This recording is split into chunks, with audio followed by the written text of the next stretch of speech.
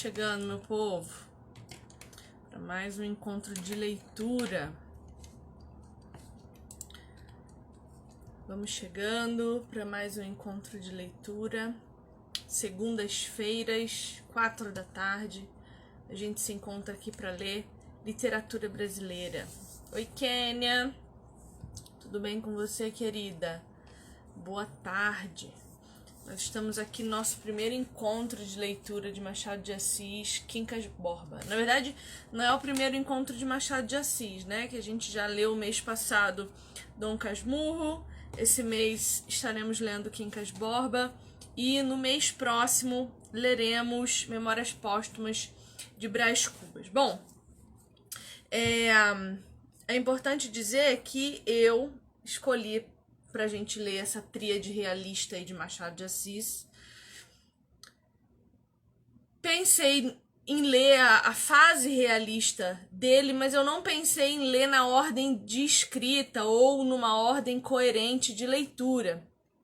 A única coisa que eu fiz foi pegar a fase realista de Machado de Assis e colocar no nosso cronograma de leitura. E aí eu percebi que a gente leu ao contrário, completamente ao contrário. A gente leu do último livro caminhando para o primeiro.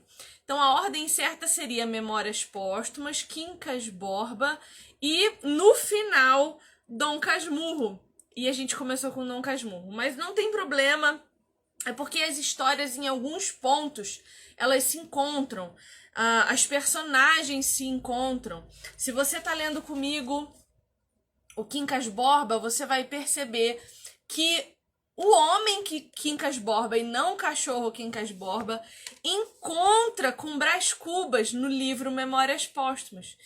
Então há aí uma colisão, uma coligação entre essas personagens, o que não nos impede de continuar lendo nessa ordem também, porque as histórias não são codependentes, certo? Então vamos lá. Já pegou sua água? Eu tô bastante ruim da minha saúde hoje. Eu acho que eu tô tendo uma crise alérgica bastante forte. Então eu tô com os olhos inchados, eu tô com bastante dor de cabeça, um pouquinho de febre. Então hoje eu tô um pouco lenta. Vou beber bastante água, então vamos devagar que a gente chega até o fim, tá? O que é importante a gente falar sobre essa obra de Machado, né? O Quincas Borba. Primeiro, o narrador não é mais em primeira pessoa, né? Diferente de Dom Casmurro, em que toda a história é narrada pelo Dom Casmurro, é o eu do Dom Casmurro contando a história. Aqui a gente tem um outro narrador, a gente tem um outro que conta. Então, essa história nos é contada em terceira pessoa. E ela, embora tenha o nome Quincas Borba, a personagem principal aqui, a que a gente vai acompanhar ao longo da narrativa, não é o Quincas, mas o Rubião, o herdeiro de Quincas, né? Então a gente começa já sabendo que Quincas Borba morreu, né? E a gente começa conhecendo esse Rubião, que é uma personagem muito esquisita, para não falar com caráter duvidoso. E eu trouxe vários apontamentos a respeito dele para a gente pensar de forma cristã, né? Para que a gente aplique a nossa cosmovisão cristã. Então, a gente precisa entender que existem muitas personagens secundárias nesse livro, muitas personagens que são até dispensáveis, mas que vêm para que seja o mais realista possível da vida real. Nunca tirem de mente, enquanto estiverem lendo Quincas Borba, que a gente está lendo a fase realista de Machado de Assis. A gente tem que sempre ter em mente também que os costumes, vestimentas, práticas, transporte, tudo isso era do século XIX.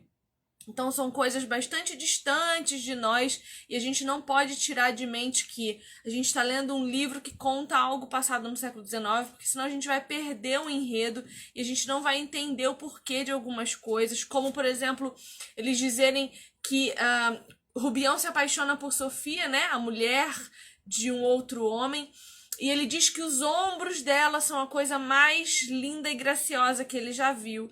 E ele interpreta o expor de ombros dela como um sinal de seu interesse por ele. Isso hoje, nos dias de hoje, para nós, não faz o menor sentido, porque muito mais do que ombros, nós expomos bundas, peitos e todas as partes do nosso corpo em qualquer lugar e a qualquer momento. Mas naquele tempo, se você mostrasse o seu antebraço, a mulher já estava expondo muito do seu corpo. Os homens, por sua vez, também não usavam roupas que expunham o seu corpo, a sua pele, né?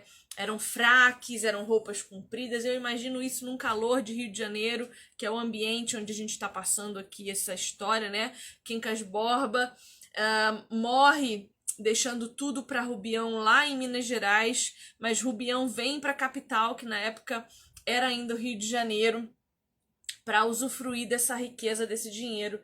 E a gente sabe que o Rio de Janeiro é um calor insuportável. Então fico imaginando que esses homens não passavam de cartola e mangas compridas, né?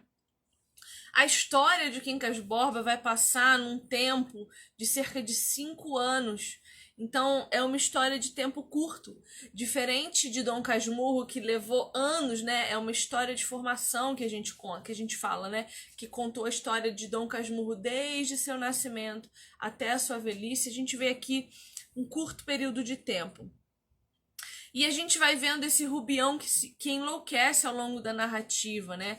Ele passa a tratar o cachorro como se fosse o próprio homem. A gente termina a nossa meta da leitura vendo ele dizendo isso, que uma mulher ensinou para ele, que uma alma com muitos pecados entrava em outro corpo de animal para conseguir pagar por aquilo que fez. E ele começa a crer que o seu amigo Quincas Borba está encarnado no seu cachorro Quincas Borba. Enfim, a gente vê um Rubião ali que enriquece do nada.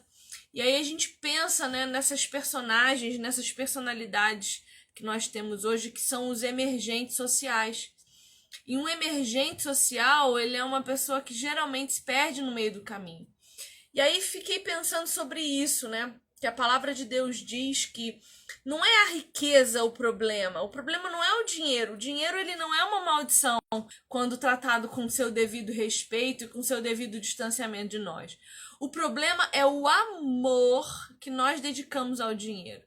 O problema é a vontade, o querer enriquecer. Isso é um grande problema.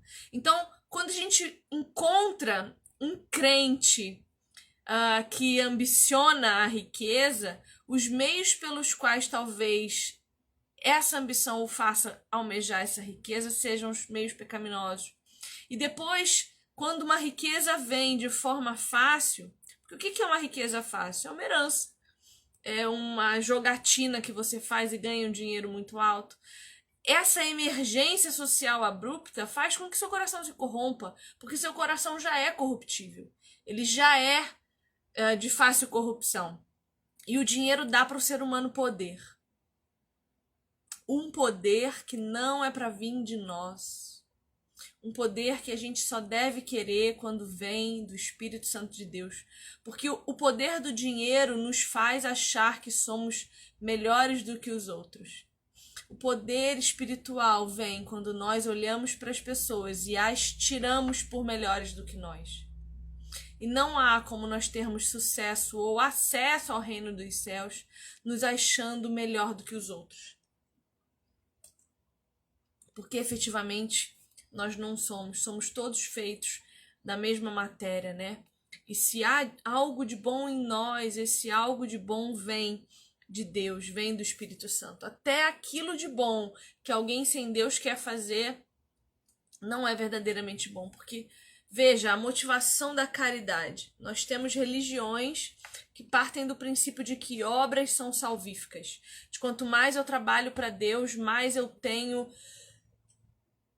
méritos para com o Senhor.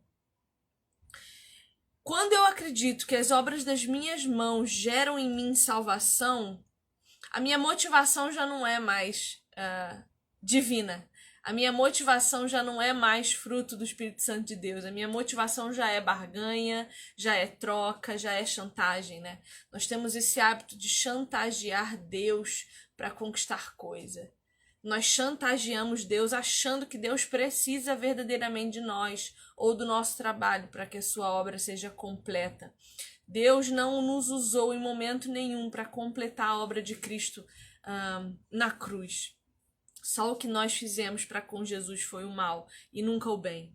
Então, qualquer coisa que nós façamos sem a intervenção de Deus ou do Espírito Santo vai vir de um coração corrupto.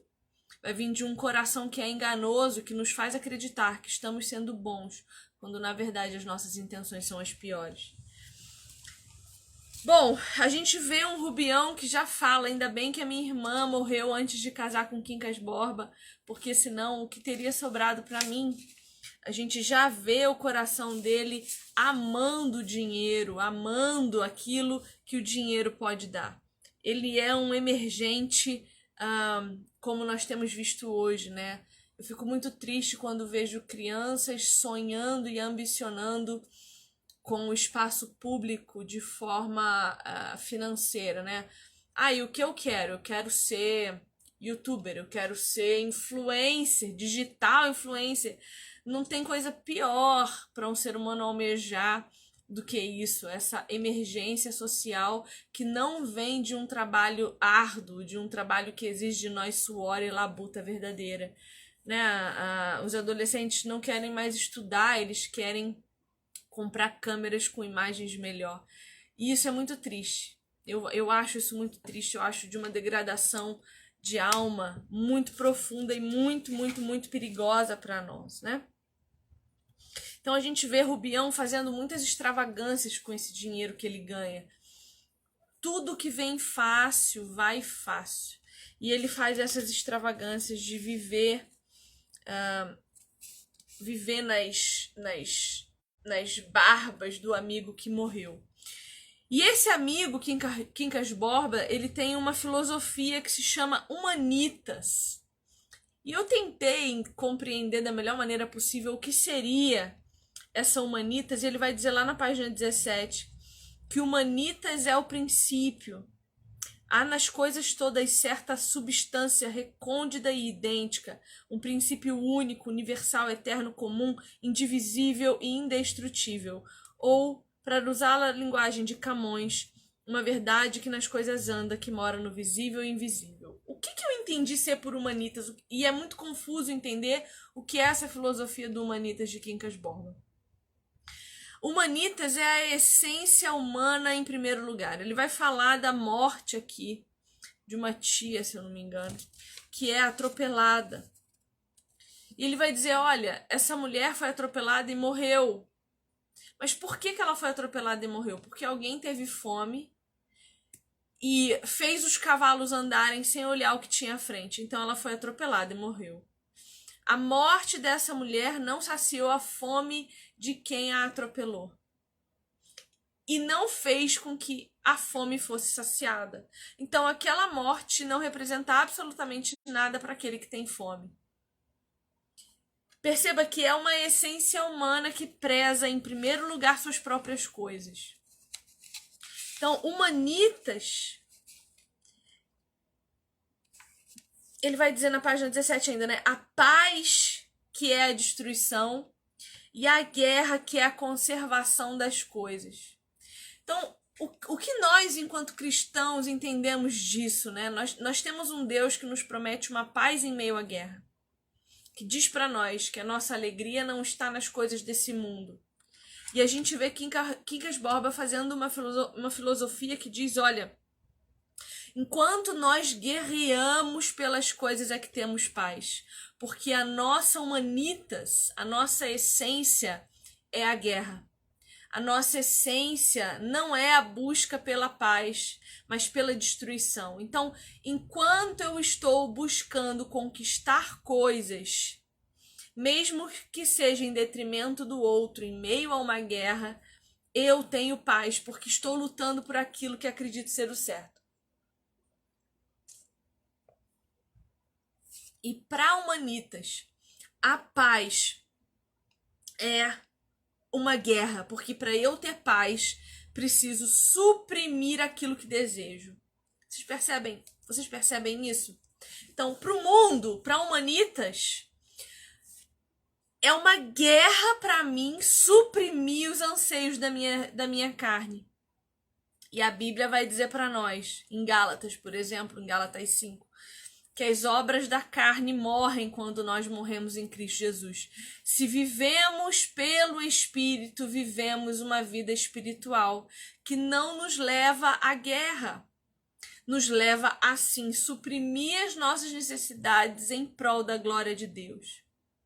Então eu quero enriquecer, mas se isso não glorifica a Deus, não adianta eu buscar riqueza. Tiago, meu irmão, boa tarde, querido. Que bom tê-lo aqui. Então, se eu busco a destruição do outro, eu não tenho paz, porque a paz que excede todo o entendimento é aquela que me faz servir o meu irmão, que me faz amar de maneira sacrificial, devolver a dignidade do outro, mesmo que em detrimento da minha.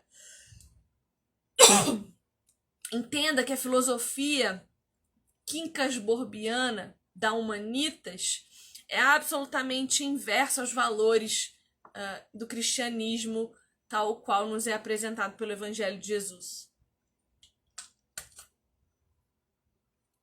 E Rubião vive a partir disso. Ele não mede esforços para ter aquilo que ele quer. Tanto que ele encontra esse casal, Sofia e acho que Carlos, o nome dele, né? O nome do esposo. Ele conhece esse casal no trem indo para o Rio de Janeiro. E é muito interessante perceber que esse casal é estranho demais. Por quê?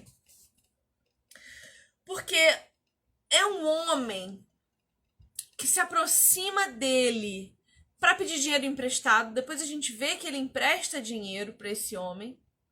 E uma mulher que o tempo todo nos é apresentada de maneira absolutamente sensual. Claro que o nosso narrador não é um narrador onisciente. Então a gente não sabe exatamente o que se passa no pensamento dessa mulher, nem o que se passa no coração desse homem. Mas a gente percebe que são um casal estranho, um casal esquisito, que eles se envolvem por interesse, os dois se envolvem por interesse, porque Rubião se interessa pela mulher do outro.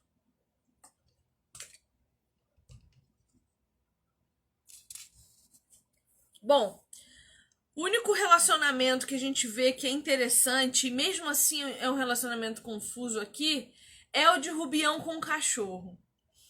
E aí eu fiquei pensando em Quincas Borba, que deixou toda a sua herança para alguém, com a condição de que seu cachorro fosse tratado como um rei. E isso inevitavelmente me fez pensar, olha aqui meu gatinho aqui, ó. Gateólogo aqui, ó, dormindo. Isso inevitavelmente me faz pensar na idolatria pet. Quincas Borba era um homem tão sozinho, tão sem ninguém, que pegou Rubião, um professor, para ajudá-lo no seu tempo de velhice, porque ele não tinha mais ninguém, a não ser o cachorro. E na hora de deixar a sua herança, ele o deixa para esse homem que o ajudou, na condição de que esse homem cuide do seu cachorro. Quantos de nós hoje estamos tratando os nossos animais de forma tal que não nos preocupemos em encontrar relacionamentos com aqueles que são capazes de nos responder, de nos criticar, de discordar de nós? Pessoas ficando absolutamente antissociais porque acreditam que relacionar-se com seus animais lhes dá mais virtude do que relacionar-se com seres humanos. Porque são humanos.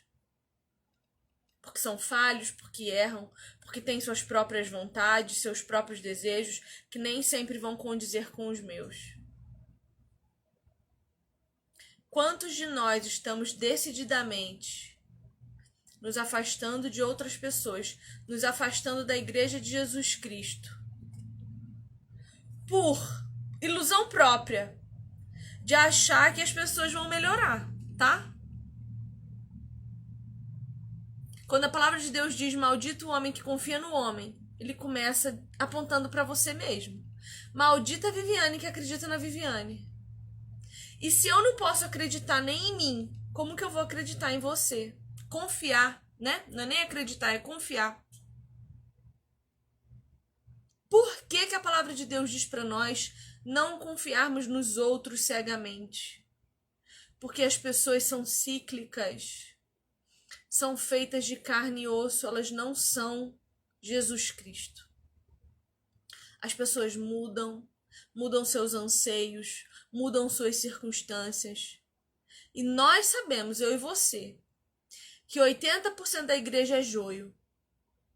E se nós sabemos que 80% da igreja é joio, 80% das pessoas que estão lá sentadas nos bancos dias de domingo saem de lá vivendo como se Cristo não existisse, se nós sabemos disso, que 80% da igreja do Deus vivo trata ele como se estivesse morto, se eu e você sabemos disso, por que ainda nos decepcionamos e nos frustramos com essas pessoas?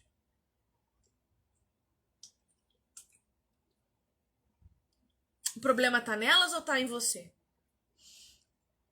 Quando eu me frustro com alguém, o problema está nesse alguém ou em você?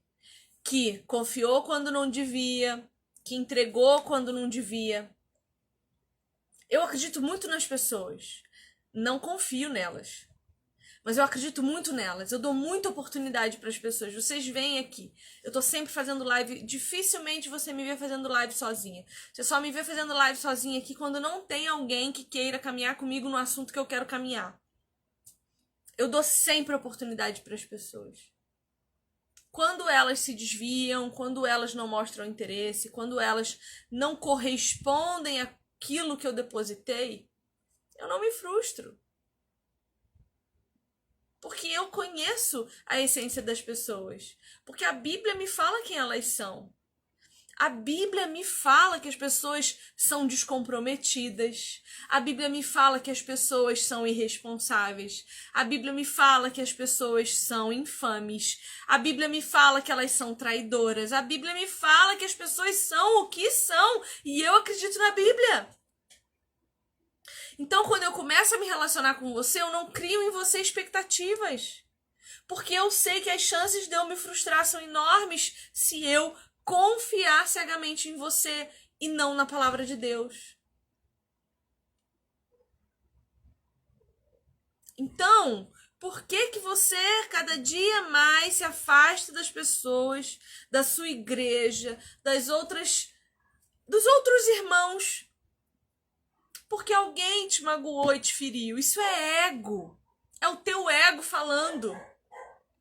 Isso não tem nada a ver com a outra pessoa, porque você já devia saber que as pessoas são falhas e que errar é um direito delas. E que você perdoar é uma obrigação sua. As pessoas vão errar como você erra. Você já parou para pensar qual foi a última pessoa que você magoou? Você já parou para se arrepender pela última ofensa que você proferiu? Você já foi pedir perdão pelo compromisso que você firmou com alguém e não cumpriu? Pela palavra sua que você deu e não honrou? Porque é muito fácil a gente se magoar e se ofender com os outros sem parar para pensar no que a gente faz contra eles. Porque eu vou responder pelos meus atos, não pelos seus. E só há perdão onde há arrependimento. Arrependimento, confissão e comunhão. Então, ter um animal, ter um filho ou ter um marido como único alvo relacional é um pecado grave contra Deus. Deus se apresenta para nós trinitariamente para nos dizer, olha, não é entre você e o seu esposo somente. Não é entre você e o seu filho somente. Não é entre você e o seu cachorro. É uma comunidade. O Deus Elohim, que se apresenta para nós em Gênesis 1, o Elohim que diz haja luz e houve luz, é um Deus plural. São 3 pessoas numa só. Então, no mínimo, você tem que ter mais 2 pessoas para se relacionar de forma conectiva.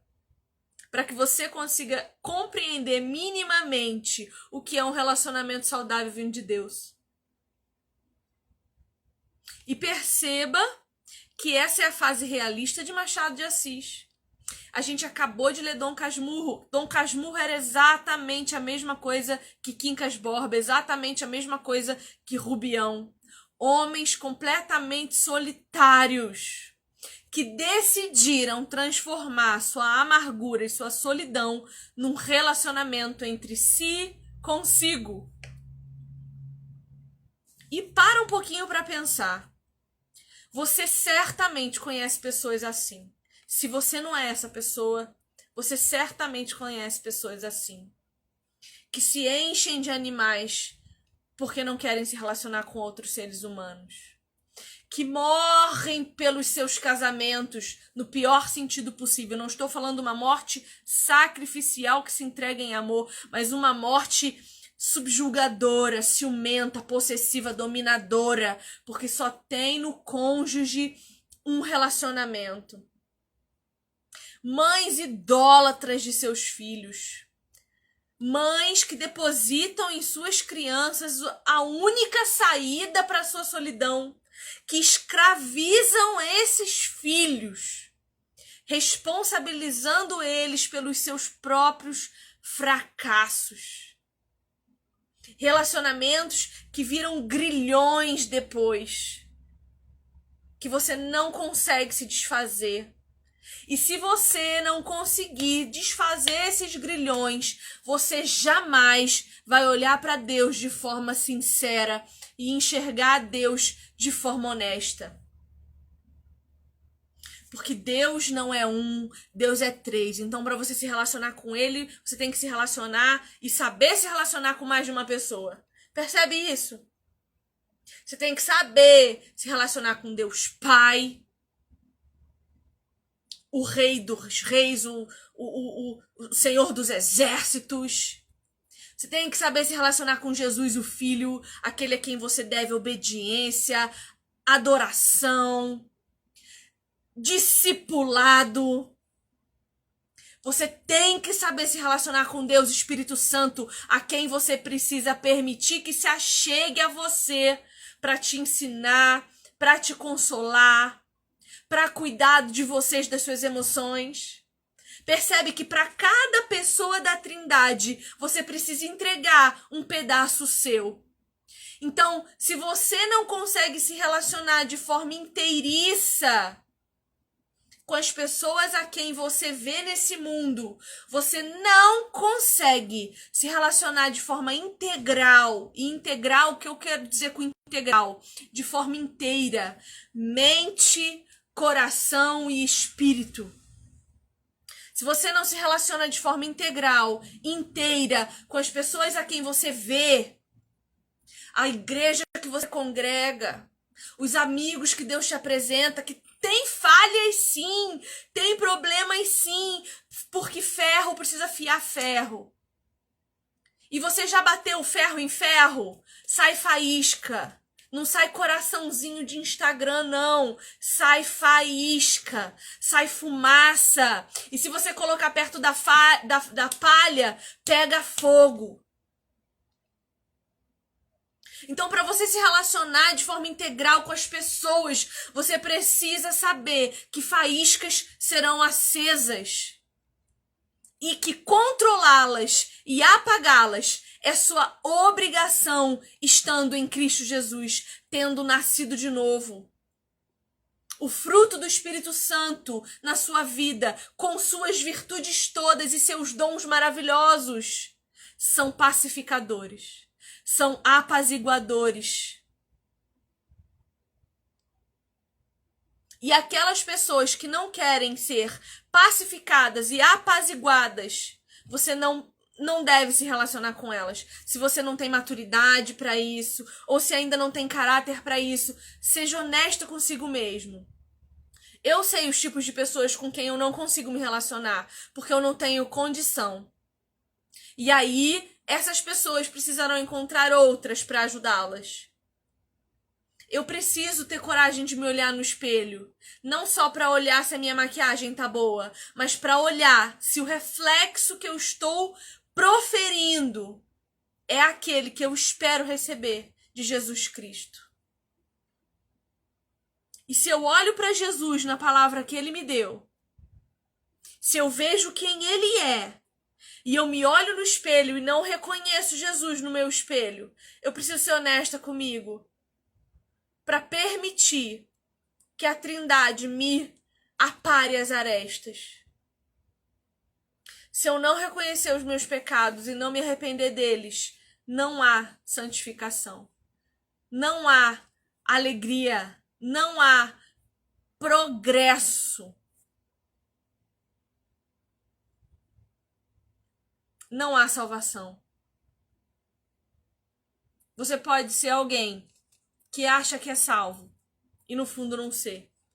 Olha para quem você era 2 anos atrás. Se você ainda é a mesma pessoa, você está muito longe de Deus. Você está muito distante de Deus. Talvez você nem saiba quem ele é. Talvez você nem o conheça. Então, olhe para quem você tem se relacionado. E perceba que muitas vezes a sociedade vai distorcer o discurso de Deus para você, a palavra de Deus para você. E se você não conhecer a palavra de Deus, você vai cair. Lá na página 26, para você que chegou agora, a gente está lendo Quincas Borba, Machado de Assis, e a minha proposta aqui nesse canal é ter esse grupo aqui de leitura coletiva de literatura universal. Esse ano de 2022 a gente está lendo só literatura brasileira. Esse mês, Quincas Borba. Mês que vem, Memórias Próximas de Brás Cubas. Leremos Cecília Meirelles. Leremos muitas coisas boas por aqui até o fim do ano. Sempre pela cosmovisão cristã. Sempre associando tudo à palavra de Deus. Para que você treine os seus olhos e o seu coração. Para olhar para o mundo e saber diferenciar o que é de Deus e o que é de Satanás. E eu tenho um grupo de leitura cristã coletiva que acontece terças-feiras à noite pelo Google Meet. Todas as informações estão lá no meu link da bio, estão no meu direct se você quiser saber, enfim. Vem ler conosco. Lá na página 26 desse livro, Rubião vai dizer assim, olha, mais vale quem Deus ajuda do que quem cedo madruga. O que ele está dizendo? Mais vale a sorte do que o trabalho. Se você olha para o livro de Provérbios, é isso aqui que você vê? Um Deus que favorece preguiçoso. Um Deus que favorece gente que não faz nada, não quer nada com nada. Muito pelo contrário. Veja bem, todos os discípulos que Jesus pessoalmente chamou estavam trabalhando. Os pescadores estavam pescando. Os cobradores de impostos estavam cobrando imposto.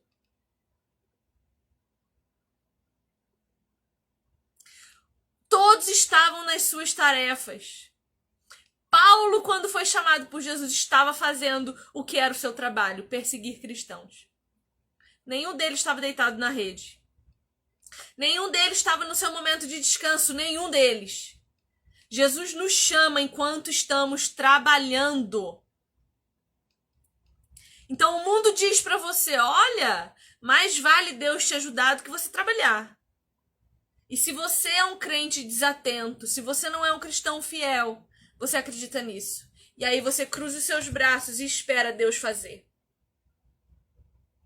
Sendo que O que Jesus vai dizer para nós? Vocês são o sal da terra. Vocês são a luz no mundo. E nós sabemos que a luz é Cristo. E se nós sabemos que a luz é Cristo, porque é a luz de Cristo que ilumina os nossos passos, quando ele diz, sejam vocês a luz do mundo, o que ele está dizendo? O que ele está dizendo? Interpretação de texto aqui, exegese, hermenêutica básica. O que Jesus está dizendo para nós quando ele diz, eu sou a luz, sejam a luz? Ele está dizendo, carreguem a minha imagem. Sejam as minhas pernas, sejam os meus braços, sejam os meus olhos, sejam a minha boca, sejam eu. Porque eu não estarei mais com vocês, mas os pobres e os necessitados, esses vocês sempre terão por perto. E Jesus é tão misericordioso que ele ascende aos céus e manda para nós o seu Espírito, para habitar em nós, porque nós não somos capazes de ser como Cristo sem o Espírito Santo de Deus. Então ele ainda nos dá o Espírito Santo para nos capacitar a fazer aquilo que é nossa responsabilidade. Então não é mais vale quem Deus ajuda, porque muitas vezes não é Deus que está ajudando você a ficar rico, viu? Quando o diabo pega Jesus no deserto, o que o diabo oferece para Jesus? Glória desse mundo, poder desse mundo, riquezas desse mundo, farturas desse mundo, governo desse mundo. Então veja bem, um ministério de sucesso pode não estar sendo bênção de Deus.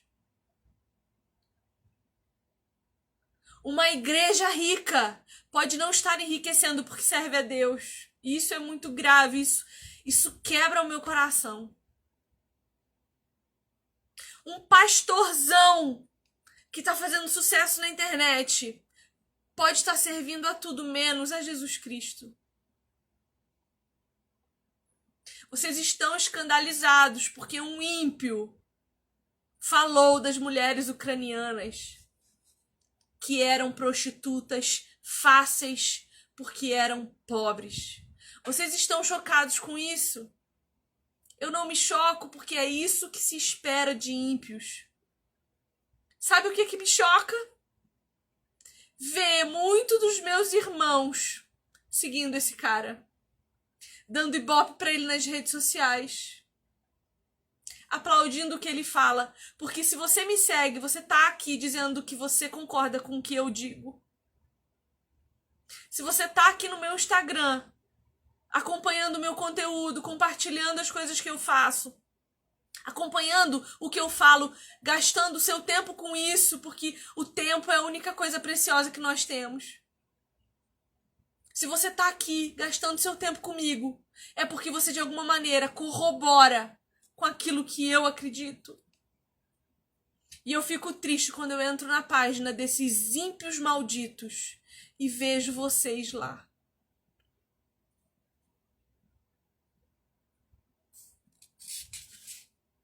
Isso pra mim é muito triste.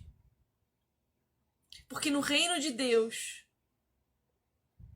quem muito trabalha não ganha fama, status, ganha mais trabalho. A parábola dos talentos diz para nós que aquele que tinha 5 e multiplicou recebeu mais trabalho porque o seu senhor tirou do servo infiel que escondeu a sua única moeda. O seu senhor tirou dele e deu para o que tinha mais. Não deu nem para o que tinha 2, deu para o que tinha 5. Então, queridos, um ministério de sucesso é aquele que trabalha muito. Não é aquele que é conhecido muito. Para mim, um pastor de sucesso é aquele que senta para receber os seus, que tem tempo para as suas ovelhinhas confiadas a ele por Jesus. E eu posso garantir a vocês que os pastorzões que vocês conhecem não fazem isso. Nem pastores de uma igreja são. São só pessoas que, por uma boa oratória, por uma fala eloquente, enganam vocês. Muito além do que vocês me veem fazendo aqui na internet, eu faço por trás dela. Perguntem às minhas meninas que caminham comigo e que vêm chorar comigo e que vêm lamentar comigo.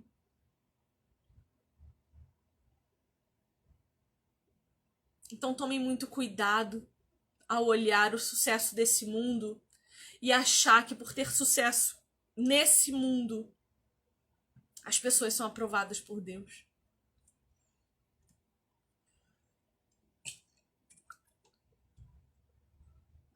E digo mais, cuidado, muito cuidado com o lugar em que vocês depositam o tempo precioso de vocês. Porque o tempo que vocês estão gastando assistindo a vídeos que só magoam o seu coração, que só corrompem a sua mente, vocês podiam estar sendo alimentados pela palavra de Deus para enfrentar o que os cristãos já estarão enfrentando. Meu marido disse para mim uma coisa na mesa hoje, na hora do almoço, que me pegou de jeito. Ele falou assim: Viviane, enquanto esse ímpio idiota foi para a Ucrânia falar isso das mulheres, enquanto os tanques do exército estão voltados para a cara delas, um dia esses mesmos tanques de guerra vão estar voltados para nossa cara, para os cristãos, e nós não saberemos o que fazer, porque nem amor pela palavra nós temos. Nós ainda somos cristãos mequetrefes que temem a morte.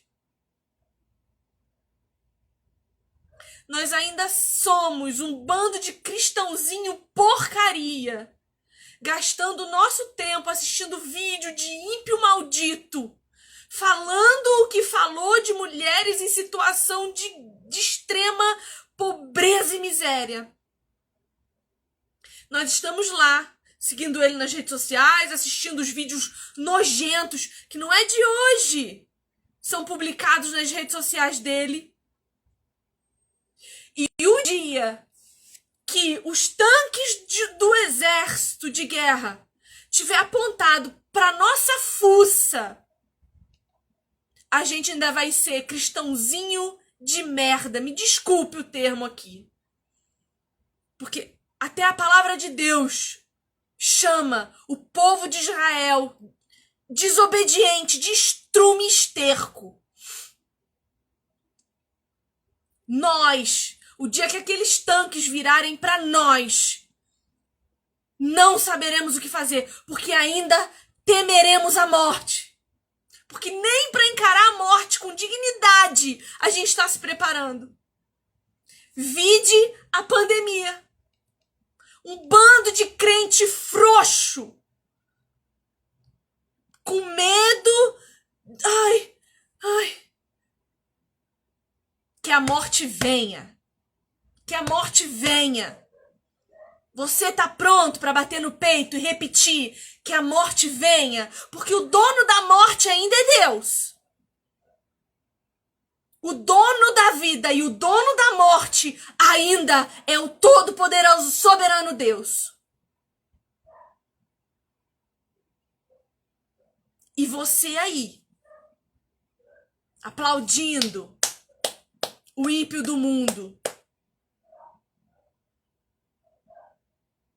covarde, porque um dia, escute bem, meu marido é profeta, e não precisava nem ele falar, a Bíblia diz, um dia, aqueles tanques vão estar virados para os nossos rostos,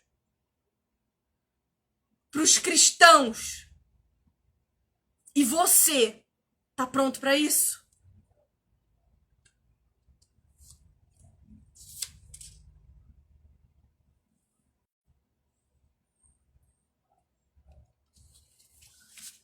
Tão certo é que a paisagem depende do ponto de vista e que o melhor modo de apreciar o chicote é ter-lhe o cabo na mão. Palavras de Rubião na página 29 do nosso livro.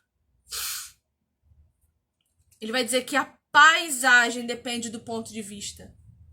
E ele vai dizer um pouco mais adiante aqui, olha, que injusto é dizer. Ó, ele fala aqui, cadê?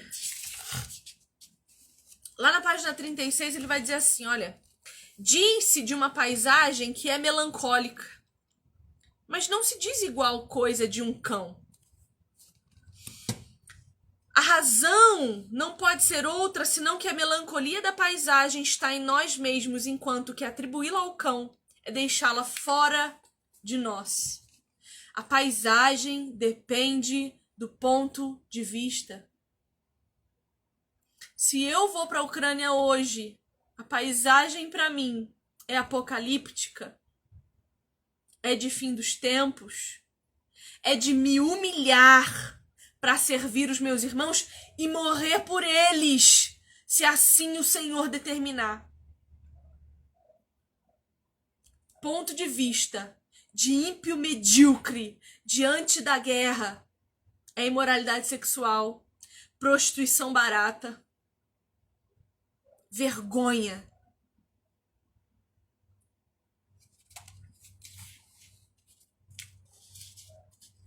Porque a melhor forma, diz aqui o texto, de apreciar o chicote é ter-lhe o cabo na mão. Isso não é o que Jesus Cristo nos ensina. Sabe, a única vez que Jesus Cristo pegou um chicote foi para forjar aqueles que estavam envergonhando a casa de Deus, trabalhando contra o nome de Deus, blasfemando contra a casa do Senhor, que hoje, meus irmãos, é a igreja. Hoje, você tem levantado o chicote para defender a igreja de Cristo? Porque Jesus levantou o chicote para defender o templo, a casa de Deus. Quem somos nós hoje? Se não o templo e a casa de Deus. Jesus, ele mesmo com as próprias mãos, costurou um chicote para defender a casa de Deus. Nós temos feito isso para com os nossos irmãos.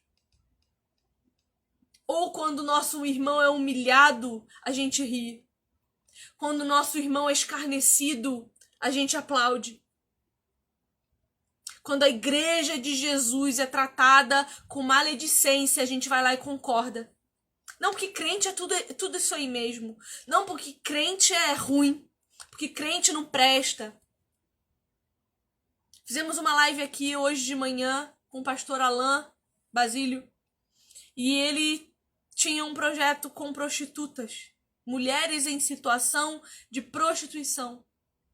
E ele disse que quando Deus mandou ele ir para a rua falar com essas mulheres, Deus deu a ele ordens estritas para não falar do nome de Deus, para não falar do nome de Jesus Cristo, para não falar da palavra de Deus.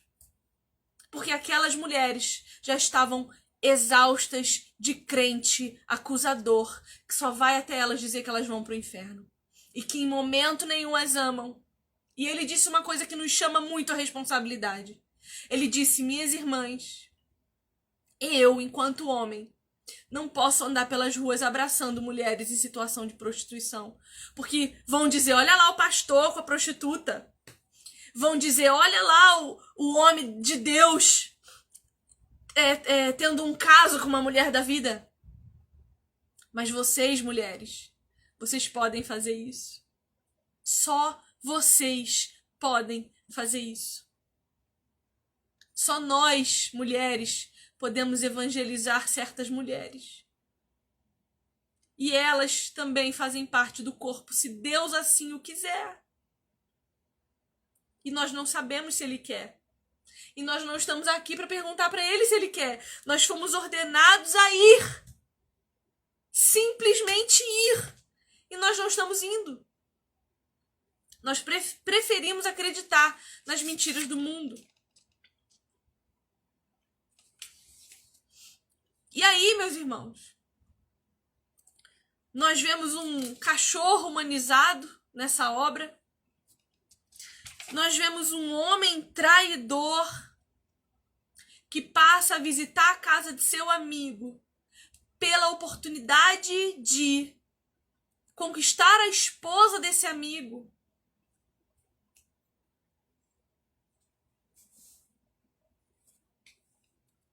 E isso é triste demais. Porque essa obra é uma obra realista, veja. Fala para nós da realidade das coisas. Só que, como já dizia meu irmão Marcos Teles, a realidade do Evangelho tem outras cores. E será que nós estamos vivendo em qual realidade? A realista de Machado de Assis? Ou a colorida do Evangelho? A amorosa do Evangelho, a salvífica do Evangelho? Nós vemos um homem se relacionando com pessoas absolutamente por interesse. Ele tem o seu amigo Freitas, que é um puxa-saco, e o Carlos Maria, que é um arrogante, mas que dá a ele um status de importância. E você? Você se relaciona com as pessoas por quem elas são ou pelo que elas podem te dar?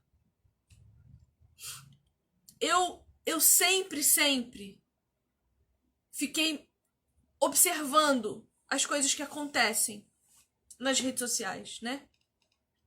Eu tô nas redes sociais há pouco mais de um ano e eu já vi de tudo acontecer. Já vi pessoas que me ignoraram no começo, quando eu tinha lá meus 900 seguidores, e que hoje me tratam com toda a pompa, porque eu tenho algumas associações que para mim são relacionamentos, mas que as pessoas enxergam como associações que podem se tornar conexões para elas. Pessoas que ainda me ignoram, porque eu não tenho muito a oferecer a elas, a não ser o meu coração. Ao passo que também tenho construído amizades profundíssimas com pessoas que estão nas redes sociais porque buscam a mesma coisa que eu: relacionamentos em Deus. E essa é a realidade, meus irmãos. Essa é a realidade. Nós vamos encontrar pessoas que só se aproximarão de nós por interesse e que nos rejeitarão também pelo mesmo motivo, porque nós não teremos muito a oferecer a elas.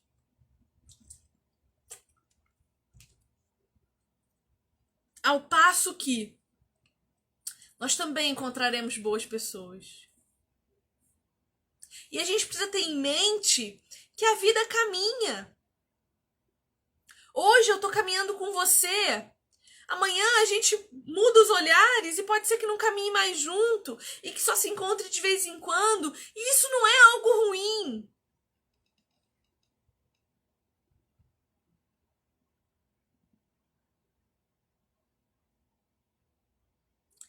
E assim, Patrícia, sempre há tempo. Eu sou convertida verdadeiramente, nascida de novo há 4 anos. Há 4 pequeninos anos, o Senhor mudou completamente a minha vida. E eu levei 3 anos para pôr a casa em ordem. 3 anos para organizar a mim mesma. E no último ano foi só que eu consegui começar a compartilhar esse evangelho salvífico de forma organizada e testemunhal, porque eu experimentei a salvação, porque eu me relacionei de forma saudável com o Pai, Filho e Espírito Santo. Oh, Lucas, Vivi, suas falas são muito abalizadas e emocionantes.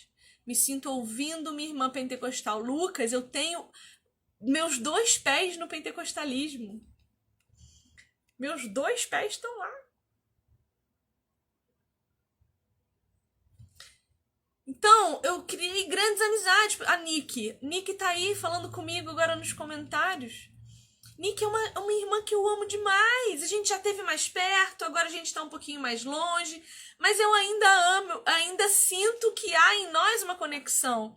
E é isso que eu gostaria que vocês começassem a buscar. Mas primeiro, começando a mudança em vocês. Porque nesses meus primeiros 3 anos no evangelho, gente, eu também magoei pessoas, eu também fui arrogante. Quando eu comecei a entender a palavra de Deus, eu também passei pela soberba de achar que eu sabia tudo. Eu passei pelo orgulho de achar que ninguém sabia melhor do que eu. Eu passei pelo ensimesmamento de achar que a tradição cristã, que eu me encaixo melhor, era a única dona de toda a verdade. Eu passei por tudo isso, mas o evangelho continuou me tratando, o Espírito Santo de Deus continuou me moendo, porque eu assim o permiti. E eu passei por muita humilhação, eu fui muito envergonhada e ainda o sou, para que o Senhor continue me mostrando que eu não sou nada, que o tudo em mim é Ele. Vocês imaginam o que passa uma mulher buscando espaço no meio teológico? No meio teológico brasileiro? Vocês já encontraram com o machismo religioso por aí? Vocês já encontraram com a misoginia chamada cristã? Porque eu encontro com ela todos os dias, ela é um muro na minha frente. Ela é um muro que eu preciso transpor todo santíssimo dia de Deus. E às vezes eu tô distraída e a minha cara bate nesse muro e eu levo um susto, porque eu acho que eu já não preciso mais ter que passar por cima dele e eu continuo dando de cara com ele. Mas eu não desisto. Porque aquele que me chamou é aquele que me capacita. Os homens também têm seus desafios.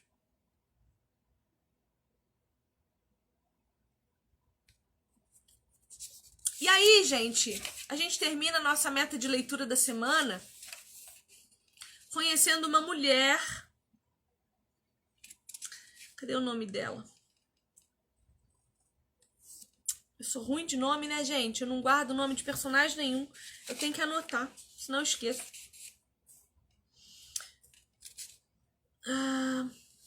Cadê? A filha do Major, como é o nome dela, gente? Como é o nome dela? Uma mulher que chamou muito a minha atenção. Tunica. Tunica. Por que essa mulher especialmente quero tocar no assunto? Porque você pode ser uma Tunica. Tunica, uma mulher de seus 39 anos, ainda solteira. E perceba, ser solteira aos 39 anos no século XIX era outra coisa completamente diferente do que ser solteira aos 39 anos hoje, tá? Nós transformamos a vergonha do século XIX em orgulho do século XXI. Então, uma mulher sozinha no século XIX era uma vergonha e hoje, para nós pervertemos completamente esse conceito e fizemos disso um orgulho. Embora a palavra de Deus vai dizer para nós que uma mulher sozinha dificilmente é uma mulher feliz. Porque nós, enquanto mulheres, e eu tô tentando achar aqui onde é que foi que eu li, eu não vou achar com certeza, porque eu nunca acho nada, sou ruim de endereço, mas a Bíblia vai dizer para nós que nós somos feitas para o amor, para o auxílio, para o cuidado. E se nós não amamos, não auxiliamos e não cuidamos, parte de nós se perde, concorda ou não? Então essa mulherada maluca que tá fingindo que ser solteira é legal, vai começar a pagar o preço disso já na velhice. quando se vê completamente sozinha, amargurada e sem ninguém. Sem ninguém mesmo, porque não são capazes de suportar-se nem a si mesmas, que dirá a outras pessoas. Quanto mais sozinho você viver, quanto mais isolado você ficar, mais antissocial, insuportável, chata, amargurada, rancorosa, ninguém vai querer você por perto. E isso é uma característica muitíssimo mais feminina do que masculina. Porque graças a Deus, Deus colocou no coração do homem necessidade de relacionamento em humildade. O homem não tem orgulho de bater no peito e dizer que é sozinho. Você pode ver um homem que fica viúvo, demora 6 meses, tá casando de novo. Uma mulher viúva dificilmente quer casar novamente. E eu não tô dizendo que isso é um problema. Eu tô dizendo que às vezes é pelo motivo errado. Porque se você não quer se casar de novo pra viver pra Deus, pra glória dele, pra evangelizar, pra botar uma mochila nas costas e ir pro mundo, beleza. Agora, se a tua solteirice pós-viuvez é porque você se basta, meu bem, teu caminho é triste. É pras profundezas das trevas. E essa mulher, essa Tonica, ela vê Rubião, ela vê que ele era o único solteiro na reunião, ela era a única solteira na reunião, e o que ela vai dizer? O coração meio desenganado de Tonica agitou-se outra vez. Alguma coisa lhe dizia que esse mineiro rico era destinado pelo céu a resolver o seu problema de matrimônio. E aí, mulheres, eu quero chamar a atenção de vocês a uma coisa muito importante aqui. Para uma mulher carente, qualquer homem é uma oportunidade. Para uma mulher que não sabe quem é, que não tem o seu propósito de vida bem determinado, qualquer traste é homem. Qualquer vagabundo é marido. Qualquer abusador é difícil de reconhecer. Um homem violento passa a ser tolerável. Um marido de Satanás é visto como santo. Vou repetir para você mais uma vez. Para uma mulher carente, qualquer homem é uma oportunidade. Para uma mulher carente, qualquer homem é uma oportunidade. E aí eu te pergunto, você está tratando as suas carências? Você já foi lá no seu coração perguntar para ele por que ele é tão inseguro? Por que ele é tão carente? Por que ele acha que não merece ninguém? Por que ele acredita que você não é bom o suficiente?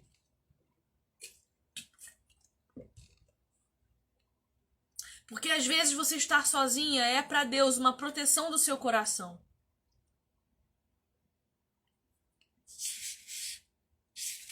Às vezes, Deus está preparando você para o homem certo, que ele também está preparando. Eu creio muito nisso. E o nosso coração não pode se angustiar, porque senão o desejo do casamento, o anseio da família vira um ídolo. E se eu só penso nisso, eu deixo de desfrutar a paisagem de hoje. Eu deixo de desfrutar a paisagem de hoje. E aí eu posso acabar encontrando um homem como Rubião, que ataca a mulher dos outros, as seduz e que de alguma forma até força com elas algum tipo de relação. E aí eu vou olhar para Rubião e vou falar, nossa, ele é solteiro, ele é para mim uma oportunidade de ouro. Porque homens manipuladores, assim como mulheres, e mulher inclusive é muito melhor nisso.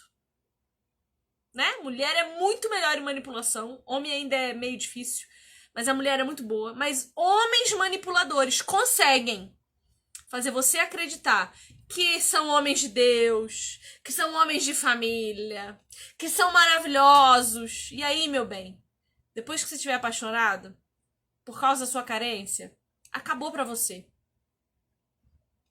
Acabou pra você. Porque eu vou falar uma coisa pra você que a palavra de Deus nos garante. Tudo o que nós fizermos à noite será exposto de dia. Então, se as escolhas do seu coração são feitas enquanto ele ainda está nas trevas da solidão, nas trevas da angústia por um casamento, nas trevas da carência, nas trevas de um relacionamento deturpado para com Deus, nas trevas de uma ausência de dedicação ao Santo dos Santos, um dia, tudo isso vai vir à tona. E você não vai poder dizer que não sabia, você não vai, porque eu tô te avisando aqui. Eu estou te avisando. Se você se relacionar com cafajeste, a culpa é tua. Porque a palavra de Deus prepara o teu coração para esperar um homem certo. A palavra de Deus prepara o teu coração para descobrir onde esse homem tá. Porque a Bíblia nos dá padrões de masculino. A Bíblia nos dá padrões. Ela não diz pra você casar com alguém que você conheceu ontem. Ela diz pra você: observai os tolos. Observe os tolos pra ver se eles não caem nas suas tolices. Mas você não é capaz de confiar que Deus é Deus, né? Você acha que o primeiro que aparecer você tem que casar, porque senão ele vai ser o último. Porque senão não vai ter outra oportunidade. Deixa eu achar aqui. É Provérbios. O que você fizer de noite... Se alguém achar aí, me ajuda a achar onde é que tá esse texto? Que aquilo que é feito à noite é exposto, será exposto durante o dia. Claro que Deus está falando, esse texto é um texto escatológico, né? Ele é aplicado a nós, mas ele é um texto escatológico que diz que toda a treva em que nós vivemos, tudo aquilo que Satanás está fazendo, será exposto também durante o dia. Se alguém achar aí, me fala, por favor. Que eu não lembro onde está escrito, não. Pesquisa aí pra mim. Então, minha gente, é isso. Esse é o ponto último que eu queria falar pra vocês. Meu vizinho começou a fazer algum barulho. Tá cortando a grama. E eu vou encerrar porque o barulho vai ficar alto. Meu Deus, agora eu quero saber onde é que tá o texto.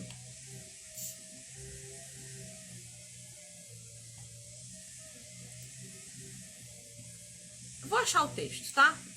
Vou pesquisar aqui direitinho e acho. E aí eu te mando, Adriana. Enfim, tá? Era isso que eu queria encerrar com a análise dessa mulher, Tonica, que, por causa de sua cegueira espiritual, Lucas 12:3, Patrícia. Meu Deus, meu Deus.